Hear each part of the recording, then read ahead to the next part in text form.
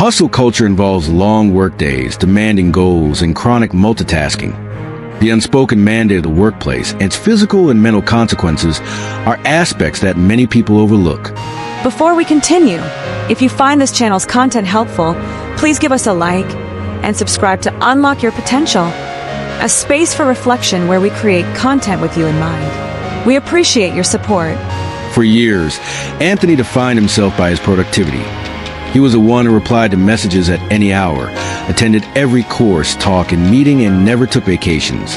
Alarm at 6:45, meditation, breakfast, exercise, and then off to the office, where he spent most of the day seated in front of a computer, only to sometimes go out for a social event and finally collapse into bed. Like many, he got swept up in the idea that being productive was a way to prove his worth, and being overwhelmed was just part of the game. At first, that constant pressure gave him an adrenaline rush. He felt useful, invincible, needed. He liked to say he was juggling 1,000 things at once, that he had no time. His body sent him signals he interpreted as weakness: headaches, muscle tension, insomnia, tears. He drank coffee to keep going. He told himself that once everything was in order, he would rest. That moment never came, and one morning, a back spasm left him bedridden for 3 days. The doctor was clear: chronic exhaustion, burnout. This led to profound reevaluation, not just physical, but existential as well.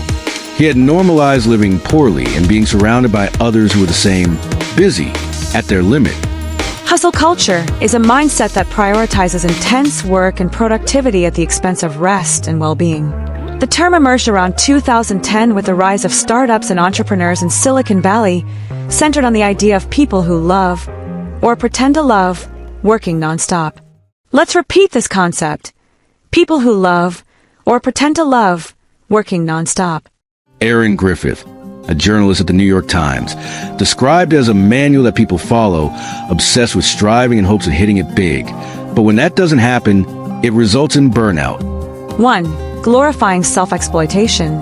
There's a widespread misconception that personal sacrifice is essential for recognition, and the societal and cultural pressure to achieve it leads many to prioritize their professional or academic performance over their personal well-being. The glorification of self-exploitation is synonymous with success, valuing extreme productivity, long working hours, and glorifying burnout, carries significant consequences. A study published by the National Institutes of Health (NIH) on the effect of sleep reduction on worker productivity concluded that sleep restriction reduces testosterone levels in young, healthy men, adversely affecting mental concentration at work, vigor, libido, muscle mass, bone density, and body fat. The study explains that when people sleep less, they may develop a melatonin deficiency, the hormone that regulates the sleep-wake cycle and also acts as a DNA protector with benefits for learning and memory. Beyond its links to physical and mental illnesses, the culture of constant doing, associated with lack of sleep and chronic stress, deteriorates judgment, self-regulation capacity, and promotes impulsive decisions. From a psychological perspective, in a context of competitiveness and multiple technological stimuli, hyperproductivity brings several issues, including constant stress. Sustained over time, the accelerated work pace generates a permanent sense of stress and reduces executive quality when performing tasks. Existential dissatisfaction. Professional hyperproductivity can distance us from other vital areas such as physical care, rest, leisure, and social life. This produces a sense of emptiness and diminishes our perception of well-being and life satisfaction. Frustration and low self-esteem. In these cases, frequent frustration is common. If the goal is achieved, we tend to think it's not enough. But if it's not achieved, frustration increases, and our self-worth is affected. Inability to regulate emotions. The obsession with constant doing almost inevitably affects the quality and quantity of sleep, directly harming the ability to regulate emotions, which in turn impacts productivity levels at work. The lack of rest affects decision-making, planning, and concentration, which reduces our effectiveness in achieving our goals and can lead to anxiety and depression. 2. The symptoms. In this context, it's crucial to identify the symptoms of someone caught in a hyperproductivity cycle so we can take action in time.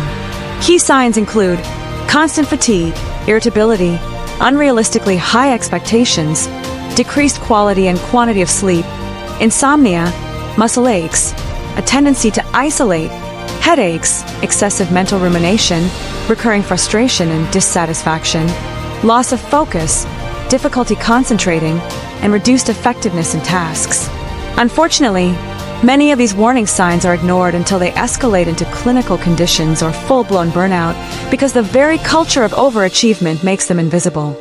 Many people feel guilty when they rest, as if they're neglecting their responsibilities. There's a pattern of perfectionism, where people set high and inflexible standards, making their self-worth dependent on their achievements.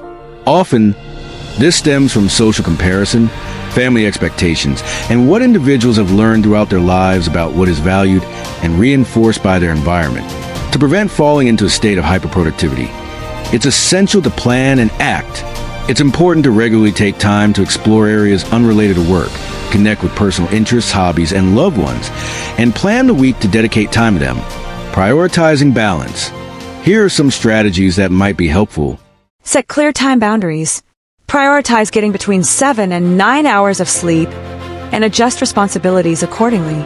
Implement active breaks, short pauses during the workday to do gentle physical movements, stretches, or breathing exercises to relieve muscle tension, improve circulation, oxygenate the body, and clear the mind. Practice daily meditation or relaxation exercises. Encourage creative, screen-free activities. Value leisure as part of sustainable performance. Let's remember that a person is not just what they do professionally or at work. Many of us were raised in a culture that treats material and economic achievement and misunderstood social recognition as a totem, which ends up conspiring against our physical and emotional health. Consequently, it affects everyone we claim to love. Isn't it time to reflect on the difference between what's urgent and what's important? Isn't it time to ask ourselves not just why, but for what purpose? And above all, what is the cost of that thing we aspire to achieve?